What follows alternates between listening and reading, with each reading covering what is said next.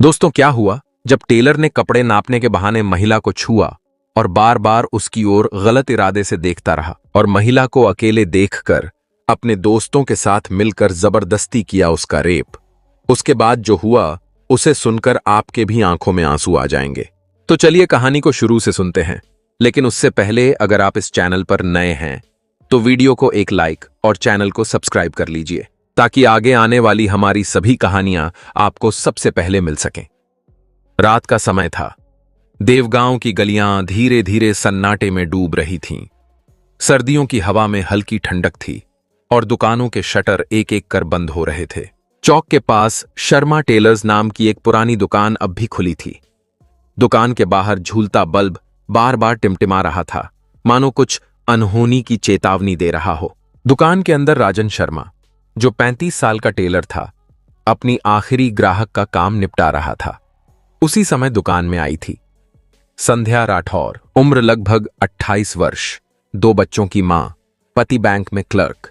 संध्या एक सादी किनारे वाली साड़ी पहने थी और उसके चेहरे पर एक सच्ची मासूमियत झलक रही थी। वह बोली, भैया ब्लाउज थोड़ा टाइट है, कल शादी में जाना है, जरा नाप देख लीजिए। राजन ने मुस्कुराते हुए कहा, हाँ बैठिए, अभी देखता हूं। उसकी आंखों में एक अजीब सी चमक थी जो केवल एक दर्जी की पेशेवर नजर नहीं थी। संध्या ने संकोच से दुपट्टा ठीक किया। राजन ने माप लेने का नाटक करते हुए पहले कंधे फिर पीठ की ओर हाथ बढ़ाया। संध्या ने झट से कहा, इतना करीब मत आइए, बस नाप बता दीजिए, मैं खुद पकड़ लेती हूं। राजन ने हंसकर कहा, अरे बहन जी, हम रोज यही काम करते हैं, डरिए मत। उसकी हंसी में एक अजीब ठंडक थी। संध्या असहज होकर पीछे हटी, लेकिन दुकान का दरवाजा आधा बंद था। राजन ने धीरे से कहा, इतनी रात में अकेली आई हैं, लोग क्या सोचेंगे? संध्या ने जवाब नहीं दिया, बस काम खत्म करने की जल्दी में थी। राजन ने नाप लेने के बहाने फिर से उसके कंधे को छुआ। संध्या ने एकदम तेज आवाज में कहा, हद हो गई, आपने हाथ क्यों लगाया? राजन ने झूठा हंसते हुए बोला, अरे गलती से लग गया बहन जी, बुरा मान गई आप। संध्या उठी और दरवाजे की ओर बढ़ी। तभी राजन ने धीरे से बाहर खड़े 2 लड़कों को आवाज दी, अरविंद, मोनू। दोनों अंदर आ गए। दोनों उसके जानने वाले थे, अक्सर दुकान के काम में मदद करते थे। संध्या ने डरते हुए पूछा, ये कौन है? राजन ने जवाब नहीं दिया। उसने धीरे से दुकान का दरवाजा अंदर से बंद कर दिया। बल्ब झिलमिला रहा था और हवा में अब डर की गंध थी। संध्या ने चीखने की कोशिश की, पर राजन ने तुरंत उसका मुंह दबा दिया। तीनों ने मिलकर उस पर जोर डाला। उसके गले से सिर्फ टूटी हुई सिसकियां निकलीं। उसके कंगन फर्श पर गिर गए, साड़ी फट गई और देवगांव की ठंडी रात में इंसानियत की लाश बिछ गई। कुछ मिनटों बाद सन्नाटा छा गया। तीनों पसीने से तरबतर थे, पर चेहरों पर एक क्रूर संतोष था। राजन बोला, किसी को बताएगी तो अंजाम बुरा होगा। संध्या कांपती हुई बोली, भगवान तुम्हें नहीं छोड़ेगा। वह भागने की कोशिश करती है, पर राजन ने उसकी गर्दन पकड़ ली। तू जाएगी तो पुलिस में सब बोलेगी, अब तुझे जीने नहीं देंगे। मोनू ने हंसकर कहा, राजन भाई, अब इसे यहीं खत्म कर दो, वरना सब गए। राजन ने संध्या का गला जोर से दबाया। चीख फूटने की कोशिश में रह गई और फिर सब शांत। संध्या का शरीर बेजान होकर गिर पड़ा। तीनों कुछ देर तक उसे देखते रहे, फिर उसे दुकान के पीछे बने पुराने कमरे में घसीटकर फेंक दिया, जहां पुराने कपड़ों के बंडल पड़े थे। उन्होंने कमरे में ताला लगाया और बाहर निकले। गली में एक कुत्ता भौंक उठा, मानो उसने देखा हो कि इंसान ने फिर से अपनी हैवानियत साबित की है। रात के 2:30 बजे तक तीनों ने दुकान बंद की। जाते जाते राजन ने दुकान के बाहर लगे बोर्ड को देखा, शर्मा टेलर्स, भरोसेमंद सिलाई सेवा। वह ठहाका मारकर हंस पड़ा। भरोसा तो अब खत्म हुआ। संध्या का मोबाइल फोन उसकी साड़ी के अंदर गिरा था। स्क्रीन अब भी जल रही थी। आखिरी कॉल, पति अमन। उसने शायद कॉल करने की कोशिश की थी, पर सब खत्म हो गया। देवगांव की रात फिर शांत हो गई, लेकिन हवा में एक अदृश्य सिहरन तैर रही थी। कोई नहीं जानता था कि अगले दिन जब सूरज उगेगा तो पूरा शहर कांप उठेगा। सुबह के 6:30 बज रहे थे। देवगांव की गलियां अब हल्के उजाले में डूबने लगी थीं। दूध वाले साइकिल पर टोकरी लटकाए जा रहे थे। मंदिर में पहली आरती की आवाज उठी थी, पर एक घर ऐसा था जहां हर आवाज बेमानी लग रही थी। राठौर निवास। अमन राठौर दरवाजे पर बैठा था। पूरी रात उसे नींद नहीं आई थी। रात 10 बजे तक संध्या के लौटने का इंतजार करते हुए उसने 100 बार घड़ी देखी थी। फिर चिंता में फोन मिलाया। नेटवर्क व्यस्त। फिर कोशिश की, कोई जवाब नहीं। उसने सोचा शायद ब्लाउज की फिटिंग में देर हो गई हो, पर आधी रात तक जब भी लौट कर नहीं आई तो दिल में डर उतर आया। सुबह होते ही उसने अपने पड़ोसी और दोस्त दीपक को बुलाया। दीपक, रात से संध्या नहीं आई। शर्मा टेलर्स गई थी, मोबाइल भी नहीं लग रहा। दीपक ने पूछा, शर्मा टेलर्स? अरे वो राजन की दुकान? अमन ने सिर हिलाया। दीपक का चेहरा थोड़ा गंभीर हो गया। चलो वहीं चलते हैं। दोनों तेज कदमों से चौक की तरफ बढ़े। दुकान का शटर आधा खुला था, अंदर अंधेरा। दीपक ने आवाज लगाई, राजन भाई, राजन? कोई जवाब नहीं। अमन का दिल जोर जोर से धड़क रहा था। वह अंदर झांका। सब कुछ बिखरा पड़ा था। एक कोने में धागे के रोल, कैंची और कपड़े फर्श पर। कुछ सेकंड बाद अमन की नजर फर्श पर गिरे लाल साड़ी के टुकड़े पर पड़ी। उसने पहचान लिया, वही साड़ी संध्या ने कल पहनी थी। हे भगवान! अमन की आंखें फैल गईं। दीपक ने दरवाजे के पीछे झांका। एक बंद कमरा था, ताला बाहर से लगा हुआ। दीपक ने कहा, ताला तोड़ो। अमन ने हिम्मत जुटाई और एक भारी लोहे की छड़ से ताले पर झोर मारा। 3 बार चोट करने के बाद ताला टूट गया। कमरा खुला और भीतर जो दृश्य था उसने दोनों को वहीं जड़ कर दिया। पुराने कपड़ों के बीच संध्या का शरीर पड़ा था, बेजान, निर्वस्त्र, आंखें आधी खुली, होंठ सूखे और गर्दन पर नीले निशान। कमरे में हल्की गंध थी, सड़ी हुई कपड़ों और किसी अनहोनी की। अमन चीख उठा, संध्या! उसकी आवाज बाहर तक गूंज गई। आसपास के दुकानदार दौड़ते हुए आए। कुछ ही मिनटों में भीड़ इकट्ठी हो गई। किसी ने कहा, पुलिस को बुलाओ। थोड़ी देर में थानेदार इंस्पेक्टर हरीश पांडे अपनी टीम के साथ पहुंचा। हरीश पांडे सख्त मिजाज लेकिन संवेदनशील अफसर था। उसने दृश्य देखते ही गहरी सांस ली। कोई हाथ मत लगाना, सब यहीं रहो, उसने आदेश दिया। फॉरेंसिक टीम बुलाई गई। फोटोग्राफर ने तस्वीरें लीं। डॉक्टर ने शव की जांच शुरू की। अमन पास आकर बोला, साहब, ये मेरी पत्नी है। उसकी आवाज कांप रही थी। हरीश पांडे ने धीरे से पूछा, कल आखिरी बार कब देखा था आपने इन्हें? शाम 6 बजे। वो राजन शर्मा की दुकान पर आई थीं, ब्लाउज का नाप ठीक करवाने। राजन कहाँ रहता है? यहीं बाजार के पीछे। इंस्पेक्टर ने सिपाही को आदेश दिया, अभी तुरंत उसे पकड़ कर लाओ। भीड़ में किसी ने कहा, राजन तो रात में दुकान बंद करके कहीं चला गया था साहब, सुबह से दिखा नहीं। हरीश पांडे की आंखों में अब शक की लकीरें और गहरी हो गईं। शव को पोस्टमार्टम के लिए भेजा गया। अमन वहीं बैठा रोता रहा। उसने बार बार कहा, संध्या तो बस कपड़ा देने गई थी, उसे क्या पता था कि मौत वहां इंतजार कर रही है। किसी ने उसके कंधे पर हाथ रखा, पर उसे अब कुछ सुनाई नहीं दे रहा था। कुछ ही घंटे में खबर पूरे देवगांव में फैल गई। शर्मा टेलर्स में महिला की हत्या और बलात्कार। लोग सड़कों पर जमा होने लगे। दुकानों के शटर गिरे। महिलाओं के चेहरों पर डर था और मर्दों की आंखों में गुस्सा। शहर की प्रेस भी पहुंच गई। रिपोर्टर माइक्रोफोन लेकर सवालों की बौछार करने लगे। क्या आरोपी राजन पुलिस की गिरफ्त से बाहर है?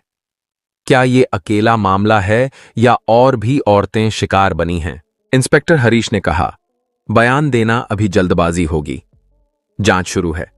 दोपहर तक राजन का घर भी छान मारा गया, पर वह, उसके 2 साथी अरविंद और मोनू तीनों गायब थे। उनके परिवार वालों ने कहा, हमें कुछ नहीं पता, वो तो कल रात से ही घर नहीं आए। फॉरेंसिक टीम ने बताया, शव पर संघर्ष के निशान हैं और डीएनए सैंपल मिल गए हैं। ये साफ तौर पर बलात्कार और हत्या का केस है। इंस्पेक्टर ने नोटबुक में लिखा, संध्या राठौर, उम्र 28, हत्या और यौन शोषण का मामला। संदिग्ध राजन शर्मा और 2 अज्ञात युवक। संध्या का शव दोपहर को घर लाया गया। सारी गली में मातम था। उसकी मां बार बार बेहोश हो रही थी। बच्चे अपनी नानी की गोद में बिलख रहे थे। मां कहां चली गई? अमन बुद्ध बन चुका था। उसने बस इतना कहा, मैं कसम खाता हूं, जब तक इन दरिंदों को सजा नहीं मिलेगी चैन से नहीं बैठूंगा। शाम होते होते इंस्पेक्टर हरीश ने पूरी टीम ब्रीफ की। तीनों फरार हैं, इनके मोबाइल ट्रेस करो, रेलवे स्टेशन और बस स्टैंड पर टीम लगाओ। ये देवगांव में ज्यादा देर टिक नहीं पाएंगे। उसी रात रेड की शुरुआत हुई। पुलिस को पता चला राजन का एक दोस्त बबलू, जो पास के सोनपुर स्टेशन पर रहता था, उसे छिपाने की कोशिश कर रहा है। हरीश पांडे ने खुद वहां जाने का फैसला किया। रात के 10 बजे तक देवगांव पुलिस की गाड़ियां सड़कों पर दौड़ रही थीं। हवा में सायरन की आवाज थी, जैसे न्याय की तलाश ने खुद जाग उठी हो। देवगांव थाने की दीवारों पर अब उस केस की फाइल टंगी थी। केस नंबर 47/25, संध्या राठौर हत्या और दुष्कर्म मामला। थाने के हर अफसर के चेहरे पर तनाव था। मामला सिर्फ एक हत्या का नहीं था, यह उस छोटे शहर की इज्जत और सुरक्षा की नींव से जुड़ गया था। इंस्पेक्टर हरीश पांडे सुबह से ही चाय पर चाय पी रहा था। टेबल पर पड़े फोटो, संध्या की लाश, कपड़ों के टुकड़े, टूटी चूड़ियां और ब्लाउज के अंदर मिला एक छोटा सोने का पिन जिस पर RS खुदा हुआ था। हरीश ने बारीकी से देखा। RS यानी राजन शर्मा। वह धीरे से बोला, राजन, अब तू बच नहीं सकता। फॉरेंसिक रिपोर्ट शाम तक आ गई थी। डॉक्टर का बयान था, संध्या राठौर की मृत्यु गला दबाने से हुई। शरीर पर संघर्ष के निशान हैं और 2 अन्य पुरुषों के DNA भी मिले हैं। हत्या रात 10:30 से 11 के बीच की गई। हरीश ने अपने सिपाही से कहा, अरविंद और मोनू के परिवार वालों को बुलाओ। कुछ ही देर में दोनों के पिता और मां थाने में थे। मोनू की मां रोती हुई बोली, साहब, मेरा बेटा गलत संगत में पड़ गया था, पर वो किसी का खून नहीं कर सकता। हरीश ने सख्ती से कहा, हमारे पास सबूत हैं, झूठ बोलने से कुछ नहीं होगा। बताओ, वो तीनों कहां हैं? दोनों परिवार चुप रहे। तभी एक सिपाही अंदर आया। सर, एक गवाह मिला है। गवाह था रमेश मिस्त्री, जो चौक के पास की मिठाई की दुकान में काम करता था। उसने कहा, सर, कल रात जब मैं दुकान बंद कर रहा था, तब मैंने शर्मा टेलर्स की तरफ देखा। दुकान का दरवाजा आधा खुला था और 3 आदमी जल्दी जल्दी कुछ उठा रहे थे। मुझे लगा कोई सामान रख रहे हैं, पर एक चीज देखी, लाल साड़ी का किनारा बाहर झूल रहा था। हरीश ने पूछा, तुमने अंदर जाने की कोशिश क्यों नहीं की? रमेश ने डरते हुए कहा, रात थी साहब, कौन झमेले में पड़े, सोचा कल पूछ लूंगा। हरीश ने गुस्से से मेज पर हाथ मारा। अगर तूने उसी वक्त बताया होता तो शायद वो जिंदा होती। रमेश सिर झुकाकर चुप रह गया। इसी बीच एक और खबर आई। Mobile location trace. राजन का मोबाइल आखिरी बार सोनपुर स्टेशन के पास एक्टिव था। टीम तुरंत रवाना हो गई। रात 8 बजे स्टेशन पर पुलिस ने बबलू यादव को पकड़ा, वही जो राजन का दोस्त था। उसके पास राजन का बैग मिला, जिसमें कुछ कपड़े, 17,000 रुपए कैश और एक ब्लाउज का टुकड़ा था। बबलू को थाने लाया गया। शुरू में उसने कुछ नहीं कहा, पर जब हरीश ने उसकी आंखों में सीधे देखा तो वो टूट गया। साहब, राजन मेरे घर आया था, बोला, पुलिस पीछे है। कहने लगा कि गलती हो गई, सब गड़बड़ हो गया। हरीश ने पूछा, क्या कहा उसने? बबलू बोला, कह रहा था कि उस औरत ने चिल्लाया तो गुस्से में गला दबा दिया। फिर बोला, अब अगर पकड़ा गया तो सब खत्म। मैंने डर के मारे छिपा लिया उसे, पर वो कल रात स्टेशन से कहीं निकल गया। किधर? बोला, वाराणसी जा रहा हूं। हरीश ने तुरंत वायरलेस पर आदेश दिया, वाराणसी स्टेशन पर सूचना दो, हर निकास पर नजर रखो। उसी रात देवगांव में अमन राठौर थाने पहुंचा।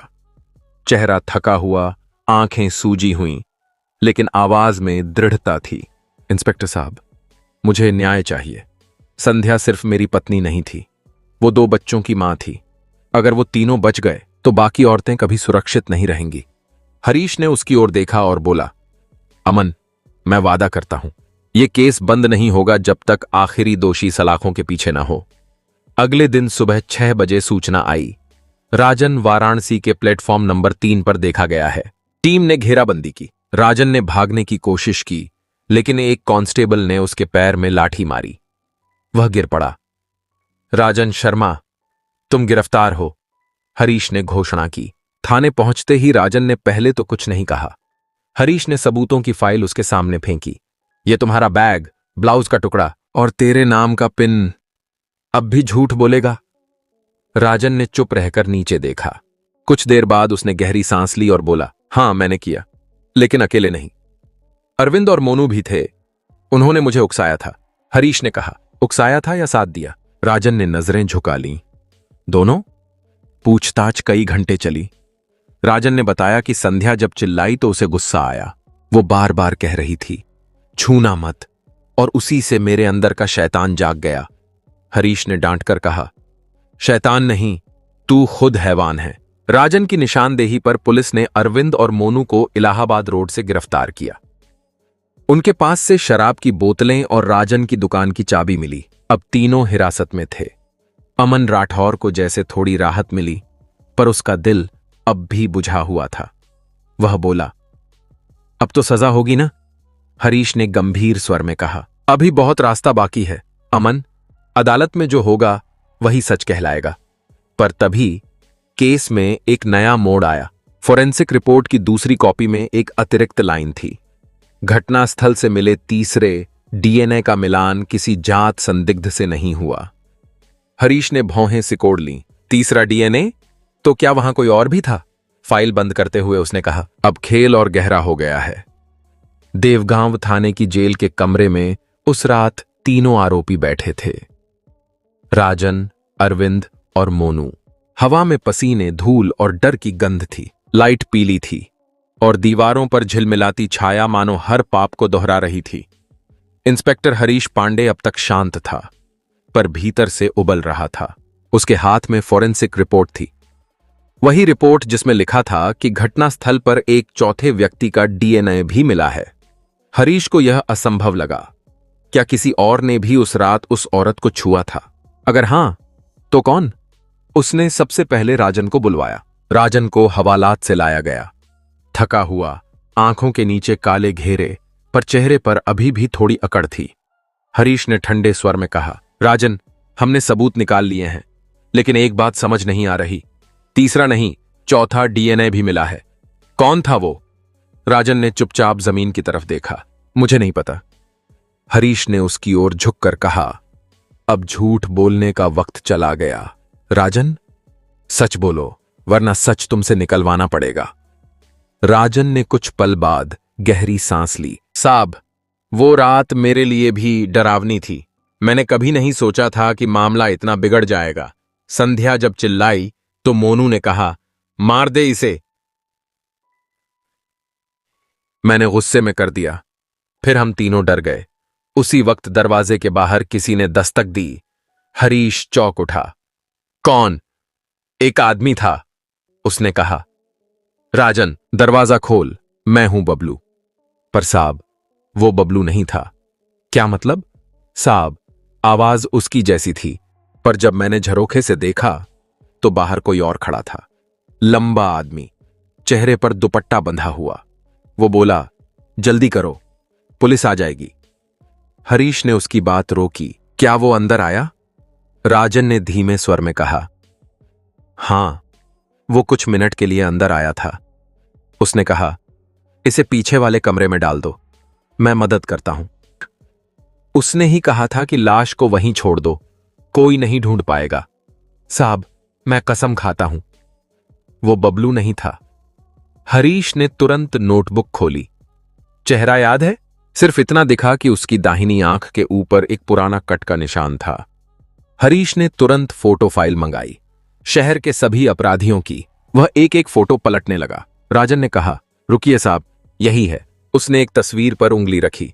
नाम लिखा था सलीम कुरैशी, उम्र 32, पहले चोरी और छेड़छाड़ के 2 केस दर्ज। हरीश ने सिर उठाया।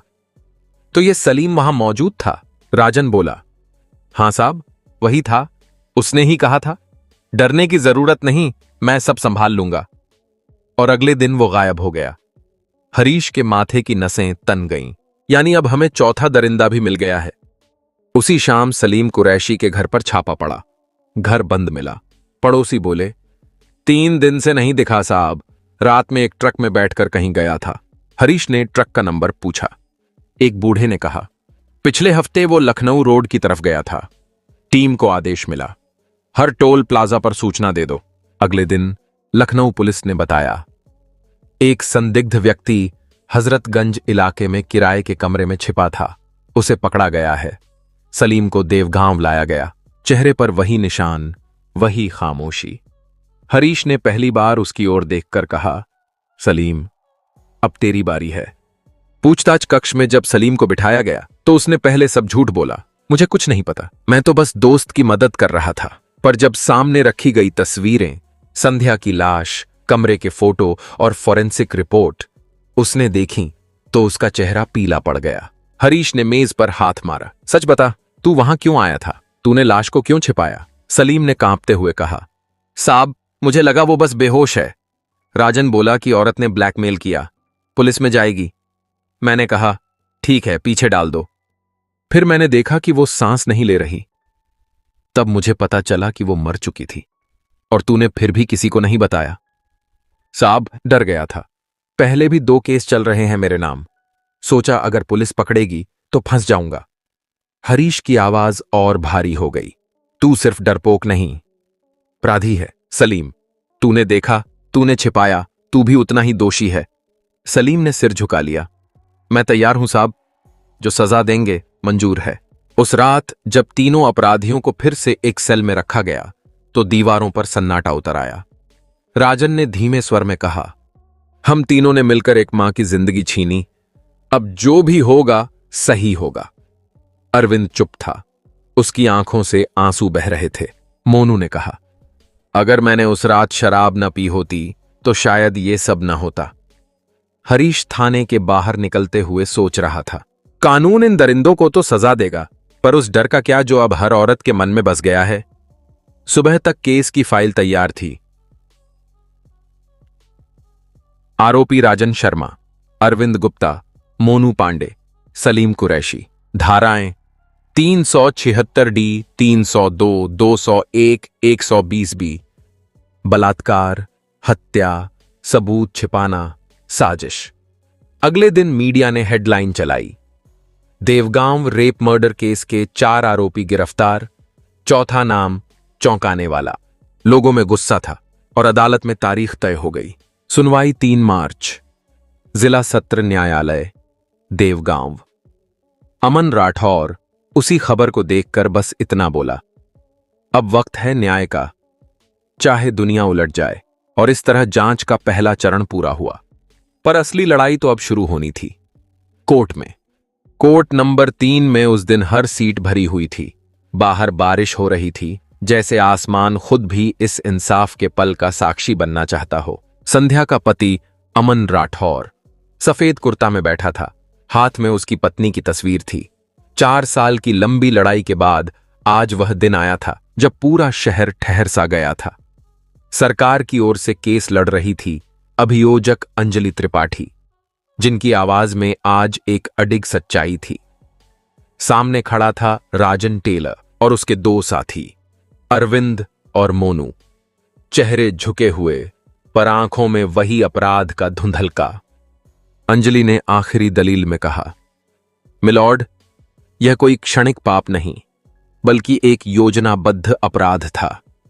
इस केस में सिर्फ संध्या की अस्मिता नहीं मारी गई, बल्कि समाज के विश्वास को भी नोच लिया गया। 4 साल से यह परिवार न्याय के इंतजार में है। अब वक्त है कि अदालत बोले कि न्याय अब भी जिंदा है। कोर्ट में सन्नाटा था। राजन के वकील ने अंतिम बार कहा कि सबूत पर संदेह है, गवाह विरोधाभासी हैं, फॉरेंसिक रिपोर्ट में भी कुछ अस्पष्टता है। पर हर कोई जानता था यह सब वक्त खींचने की चाल थी। जज विनोद मिश्रा ने फाइल बंद की, कुछ देर तक चुप रहे, फिर बोले, अदालत ने सारे साक्ष्य, बयान और रिपोर्ट का गहन अध्ययन किया है। अदालत का यह मत है कि अभियुक्त राजन और उसके दोनों साथी दोषी हैं। इन्हें भारतीय दंड संहिता की धारा 376 बलात्कार, 302 हत्या और 120 बी षड्यंत्र के तहत दोषी ठहराया जाता है। एक पल के लिए हवा रुक गई। राजन, अरविंद और मोनू को मृत्युदंड तथा सलीम कुरैशी को आजीवन कारावास की सजा सुनाई जाती है। पूरा कोर्ट रूम सन्न रह गया। फिर धीरे धीरे तालियों की गूंज उठी।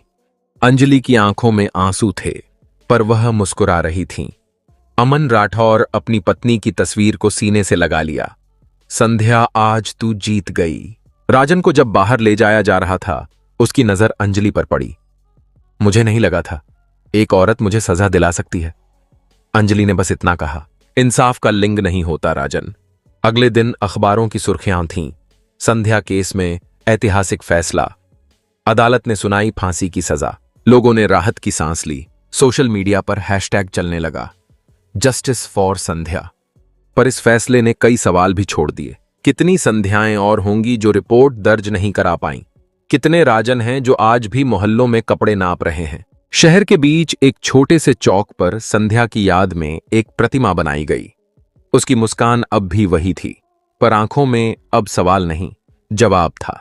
अमन राठौर ने केस जीतने के बाद कभी टीवी इंटरव्यू नहीं दिया। लोगों ने कहा, आपने तो इतिहास बना दिया। वो बस इतना कहता, न्याय मिला है, पर मेरी पत्नी नहीं लौटी। उन्होंने अपनी जमीन बेचकर एक संध्या महिला सहायता केंद्र बनाया, जहां हर अत्याचार झेल चुकी महिला को कानूनी मदद दी जाती। हर दीवार पर लिखा था, डरने वाली नहीं, लड़ने वाली बनो। कानून ने सजा दी, पर समाज ने सबक नहीं सीखा। लोग कुछ दिन तक बोले, फिर चुप हो गए। संध्या की कहानी अब एक मिसाल बन गई, जिसे स्कूलों में, बहसों में और अदालतों में याद किया जाता है। अंजलि ने केस की फाइल बंद करते हुए कहा, हमने राक्षसों को मारा है, लेकिन राक्षसी सोच अब भी जिंदा है। जब तक हर औरत बिना डर के जी न सके, तब तक ये जीत अधूरी है। शहर की सड़क पर रात का सन्नाटा है। अमन राठौर उस चौक से गुजरते हैं जहां उनकी पत्नी की प्रतिमा खड़ी है। वो रुकते हैं, दिए में तेल डालते हैं और धीरे से कहते हैं, अब चैन से सो जाना संध्या। तेरा नाम अब डर नहीं, उम्मीद बन गया है। बारिश फिर शुरू हो जाती है और आसमान में बिजली चमकती है, जैसे न्याय का दीप अब भी जल रहा हो।